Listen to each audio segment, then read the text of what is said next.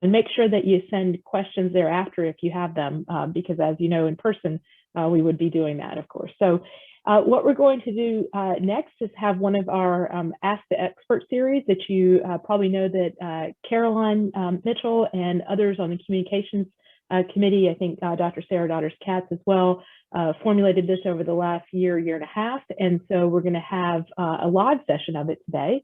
And after that, I just want to put in a plug now for those of you to make sure that during the break, we will have a break. I want to make sure you come back after the break. And also, if you have a moment while you're on your break, to just go and look at the designated virtual poster viewing session as well.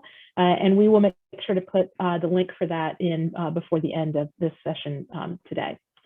So without further ado, I'm going to go ahead and kick things off with our Ask the Expert series live session on Chagas disease and pregnancy. And we have Drs. Kate Neuhoff and Patrick Ramsey from UT Health Science Center at San Antonio. So you guys can take it away. Great, thank you, Dr. Swami. Really excited to have you all here today for our next edition of Ask the Expert and our first live ever Ask the Expert. So we look forward to hearing your feedback about how this session goes today. I'm Patrick Ramsey. I'm the Chief of Maternal Fetal Medicine at UT Health San Antonio and also the MSM Fellowship Director. And I serve on the Inside Council. I'm here today with my awesome second-year fellow in MFM, Kate Neuhoff.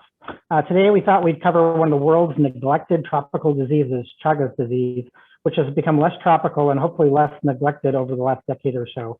But we still have a lot to learn regarding the impact of this disease in the United States. It's endemic in Texas and the southern United States, particularly in our pregnant population related to risks for congenital transmission. So Kate, why don't you start off by talking a little bit about what we're going to cover today?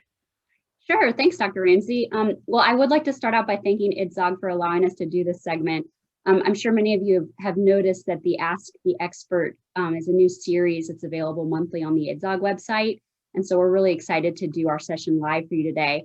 I also would like to clarify that while I probably know more about Chagas disease than the average person, I am by no means an expert compared to many people who have been studying this for years, but I have learned a lot since moving to Texas, and I'm excited to share that with everybody today.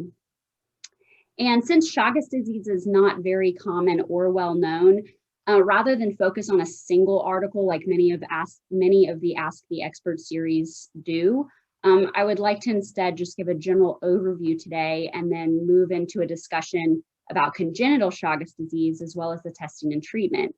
I will mention several articles along the way that were helpful to me in understanding the disease better, and we will make sure that those references are available to our viewers following this session.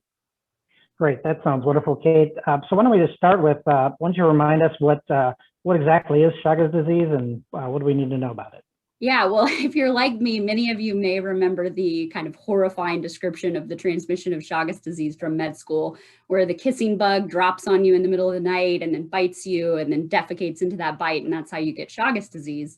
Unfortunately, that's a fairly accurate description. So Chagas disease is caused by an infection with the protozoan parasite Trypanosoma cruzi, which is spread by the bite of a type of reduvid bug, which is more commonly called a kissing bug. But you don't have to come in contact with the bug to get Chagas disease. Infection can also be transmitted through blood transfusion, organ transplantation, or consumption of contaminated food or drink. And then perhaps more importantly for this conversation, the infection can also be acquired congenitally. Yeah, that certainly sounds terrible, and definitely bringing back night terrors from medical school for me. What are some of the symptoms we might see in somebody who has Chagas disease? Yeah, well, for most people, the symptoms are pretty nondescript. So in the acute stage of the infection, patients could be completely asymptomatic, or they could have kind of mild, vague symptoms like swollen lymph nodes, headache, or you could have swelling at the bite site in the case of vector transmission. But after about 4 to 8 weeks, if the patient remains untreated, then they enter the chronic phase of the disease. And this is also asymptomatic for most people. But up to 45% of people can develop heart disease, even as far out as 10 to 30 years after the initial illness. And this can be rather catastrophic. It can lead to arrhythmias, cardiomyopathy, and eventually heart failure. And patients can also experience digestive problems, including an enlarged esophagus or an enlarged colon. So certainly some significant health risks if somebody becomes symptomatic from Chagas disease. What do we know about congenital Chagas? Yeah, well, congenital T. cruzi infection can cause a range of clinical manifestations, again, similar to the adult. So this can range from asymptomatic to severe, and it can be easily missed because it really lacks unique clinical signs. So about 10 to 40% of symptomatic newborns could have a low birth weight, low APGAR scores, hepatosplenomegaly, and then some more serious features like respiratory distress, cardiac failure, anasarca, or even meningoencephalitis. And the severe disease carries a very high risk of death. So certainly something in women's health and especially in obstetrics we need to be aware of. But I thought Chagas disease was largely a problem of South America and Mexico.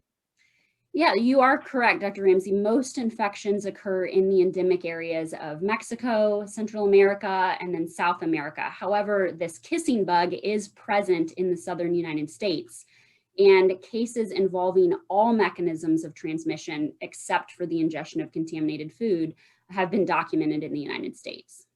Gotcha. So it sounds like we should be concerned about both not only locally acquired infections, but infections that are brought into the United States through immigration. Is that correct? That's exactly right. So in fact, one of the first articles I read that piqued my interest in Chagas disease was an article by Dr. Paul Canty in a journal called Transfusion. So blood banks test all donations for T. cruzi infections, and this paper used that screening data to assess for evidence of vector-borne transmission in the United States.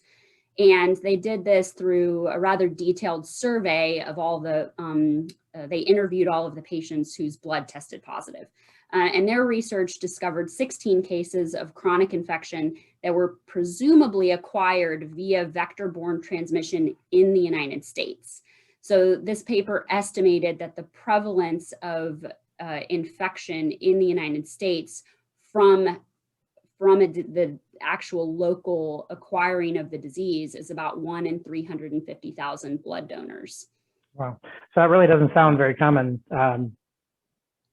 Yeah, I mean, that's true, but there are a few things to consider about that article. So firstly, it only looked at blood donors. So when we think about Chagas disease, especially vector-borne illness, it's predominantly a disease of the poor and rural populations. So it's unlikely that this group of people would be heavily represented in blood bank donations. The paper was also looking for evidence specifically of locally acquired vector-borne illness.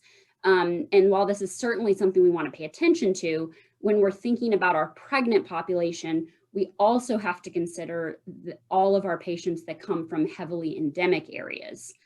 So globally, there are an estimated 10 million people who are infected with T. cruzi. Most of these people do live in Latin America. But even conservative estimates based on immigration patterns and prevalence rate in Latin American countries, it suggests that there's an estimated 300,000 persons in the United States who are living with chronic Chagas disease.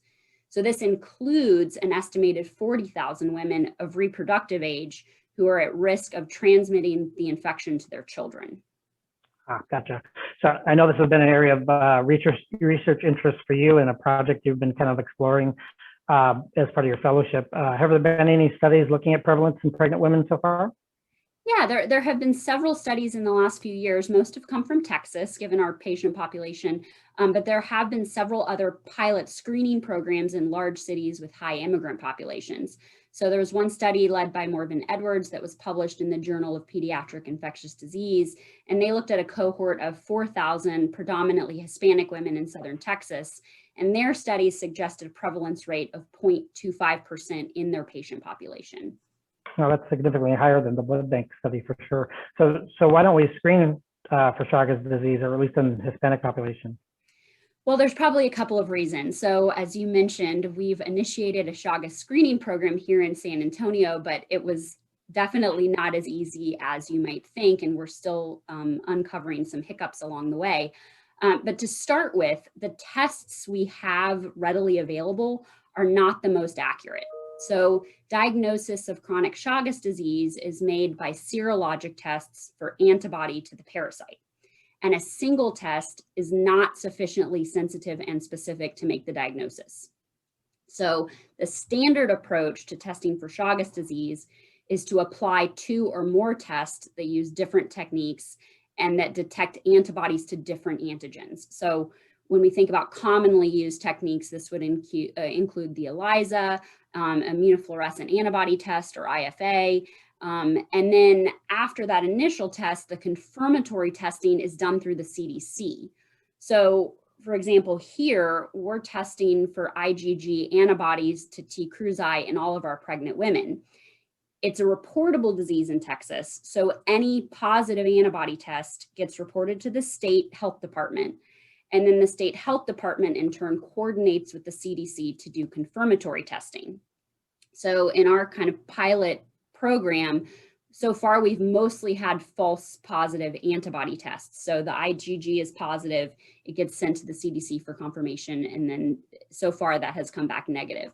But the whole process is very labor intensive, and this can take several weeks, and this can prove particularly difficult in a patient population that may not be able to seek out regular prenatal care. So that's one issue.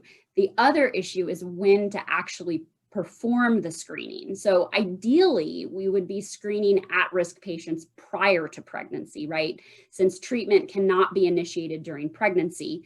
I'll talk about that a little bit more later, but you would want to try to avoid congenital infections.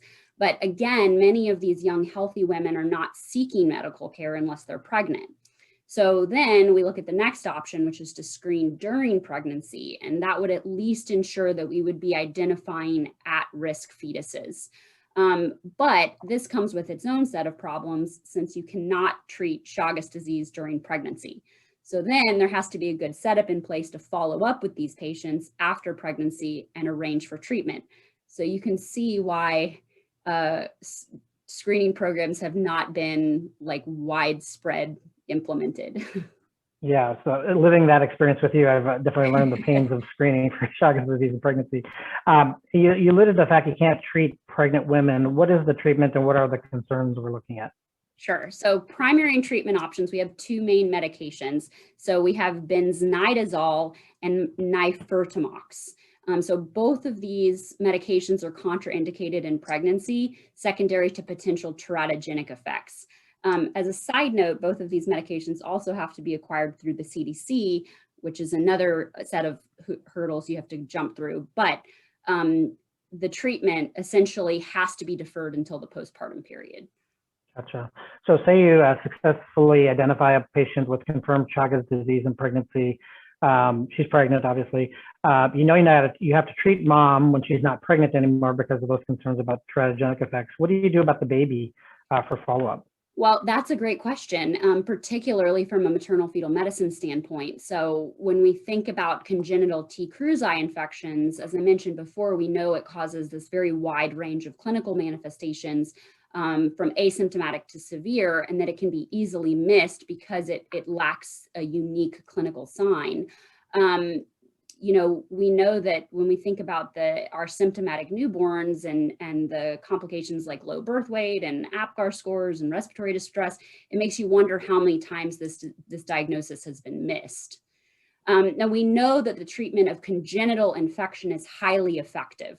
So cure rates for treatment of neonates is greater than 90% when this treatment is initiated in the first few weeks of life. So it's really imperative that any pregnant woman who receives this diagnosis gets follow-up arranged with our pediatric infectious disease colleagues to get the baby tested. And then if the baby's positive, treated after birth. So another question is to what to actually do regarding fetal monitoring during pregnancy, especially since treatment isn't an option. Now, I have not found any recommendations in any English language papers on this topic, but it seems reasonable that the fetus would at least need an anatomy scan and growth ultrasounds.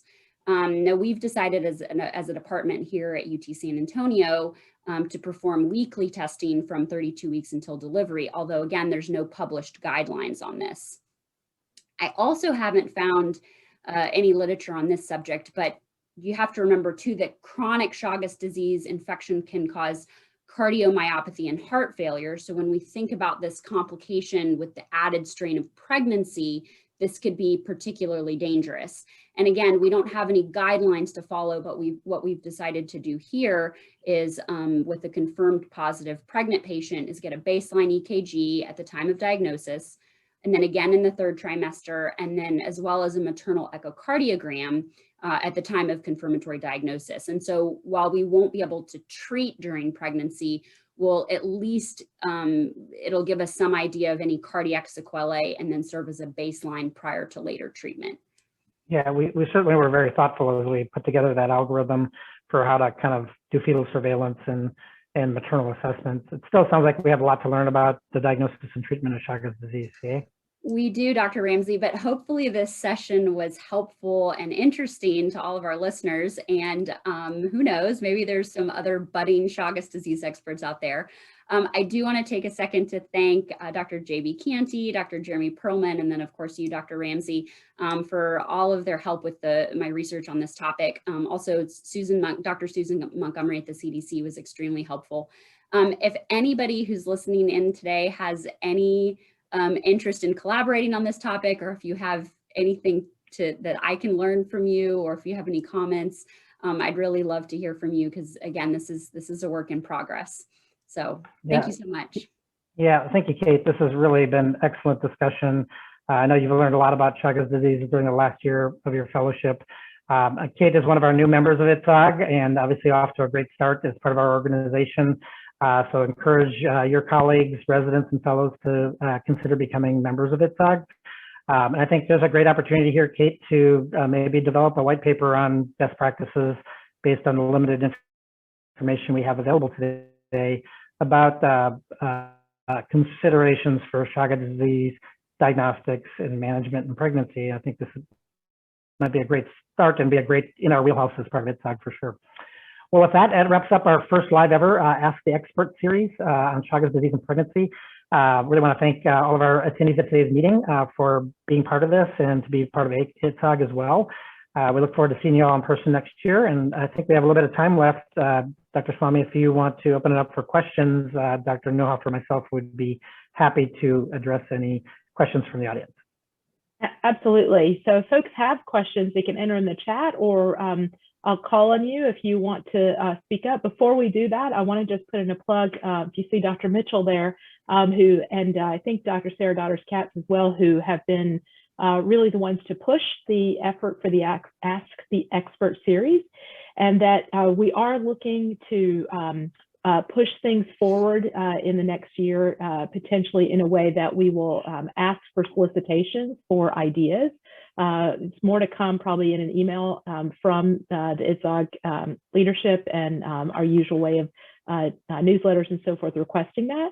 There likely will be a form to submit an idea, who the participants may be, so that we can also work to make sure that we are applying all of our core values to inclusivity and making sure we're covering the breadth of ideas. Sometimes there's a lot more ideas that we can cover at any one time, so we can also keep those in the queue. So more to come on that, but it is also, I think, as Dr. Ramsey and Dr. Neuhoff can attest, and others as well, I think it's a great opportunity for some of our trainees and early career researchers to also put forward ideas and also help us to realize sometimes what we can't remember or don't know, and what we should be focusing on that some of us, quite frankly, do based on our experience and tradition, and always good to learn new things as well. So thank you both for our first live one. So any questions from the audience?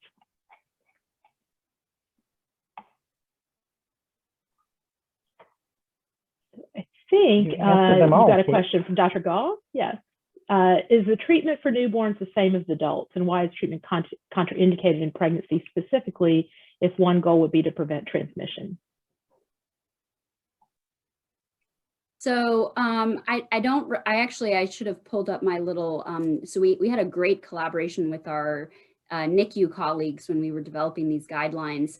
And they have kind of the treatment protocol for the infants. It is slightly different than that of the adults. The reason why the treatment is contraindicated in pregnancy is because these medications are presumed to be teratogenic. And so that's why treatment is deferred until after pregnancy. I think you got several kudos, but Dr. Lazenby is asking if you've observed any maternal or neonatal morbidity or mortality from Chagas among your population. I will say that we don't know, which is one of the reasons why we started screening. So, I mean, that's really the issue when you look at these kind of the descriptions of the sequelae from Chagas disease, particularly in the neonate or the congenital infections. There probably have been Chagas infections that we haven't caught in the past because we're not screening for it. But since initiating this screening protocol with, I think we started in September, we haven't found any confirmed positive moms, which I mean is great for our moms, but a little disappointing from just a purely academic standpoint. But we're still moving forward with it, and so maybe next year we'll have an update on the Chagas screening protocol. Excellent. I think people are talking more about how we need to have conversations like this I think we've all been in some of those sessions where we've had the debates, I think, which also have a great vibe as well. And so we'll be looking to, I think, some of these ideas and so forth as well. These are really great things to also put into our post-meeting surveys as suggestions as well. For those of you who've been on the program committee in the past and on it now, I think we're always looking for suggestions and ideas. So, Dr. Chappell asked, what about treatment in the third trimester after organogenesis? That's a great thought. I have not read any studies specifically looking at that. I think if I had to just make an educated guess on that, the reason why that has not been attempted is because treatment in the neonatal period is so effective. So if you treat the baby in the first couple of weeks of life, the treatment rate is greater than 90%. And so again, I think it's, when you're already in the third trimester, why not just wait until afterwards and then treat the mom, treat the baby, and you have a good response rate. I think the problem is really when this disease goes undetected and kind of you go into the chronic stage of infection, and then it causes a lot of sequelae later down the road. Right. Yeah, so Dr. Mashevsky put a link to the CDC has a course for CME credit on Chagas disease and pregnancy, just to make everybody aware. Great. Well, thank you all so much. I think it's a good moment to probably depart so we can, folks can grab some lunch